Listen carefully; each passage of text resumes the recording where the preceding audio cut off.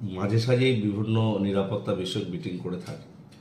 আমরা গত পরশু এবং গতকাল দুদিন ধরে পুলিশ কর্তাদের সঙ্গে এবং আমাদের মেডিকেল কলেজের আধিকারিকদের নিয়ে বৈঠক করেছি এবং সেখানে বেশ কিছু সিদ্ধান্ত নেওয়া হয়েছে এবং এমএসভিপির তরফ থেকে হসপিটালের জন্য বেশ কিছু নির্দেশিকা ইতিমধ্যে জারি করা হয়েছে। সেই বিষয়গুলো হলো যে নির্দিষ্ট ভিজিটিং আওয়ার ব্যতি রেখে রোগীর আত্মীয়রা হাসপাতালে ঢুকতে পারবে না। পুরুষ ওয়ার্ডে মহিলা বা মহিলা ওয়ার্ডে পুরুষ কোনোভাবে প্রবেশ করবে না। এটা আমরা যতটা সম্ভব এটা আমরা রেস্ট্রিক্টেড করার চেষ্টা করছি। শিশু ওয়ার্ডে শুধুমাত্র মায়েরা থাকতে পারবেন।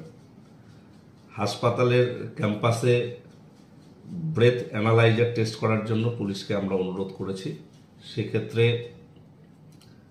সকলকে, অর্থাৎ শুধু রোগী আত্মীয় স্বজন নয়, যারা আমাদের স্টাফ তাদের ক্ষেত্রেও একই নিয়ম প্রযোজ্য থাকবে।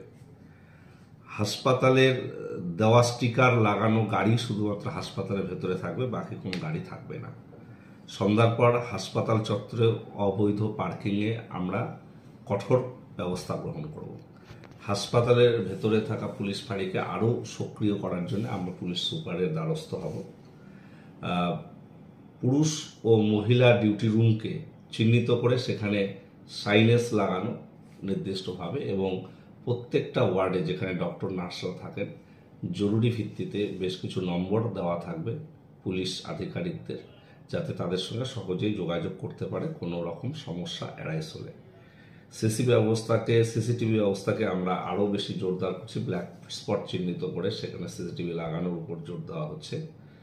আর সিনিয়র যারা ডক্টর বা নার্স রয়েছেন তারা ফ্লোরে থেকে ডিউটি করবেন, যাতে করে তারা বিষয়গুলো অবজার্ভ করতে পারে।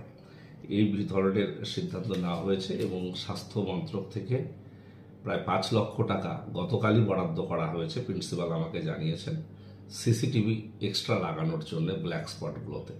আমরা সেই কাজ খুব অতি দ্রুততার সঙ্গে শুরু করব। জরুরি ভিত্তিতে বেশ কিছু নম্বর দেওয়া থাকবে পুলিশ আধিকারিকদের, যাতে তাদের সঙ্গে সহজেই যোগাযোগ করতে পারে কোনো রকম সমস্যা এড়াইস হলে।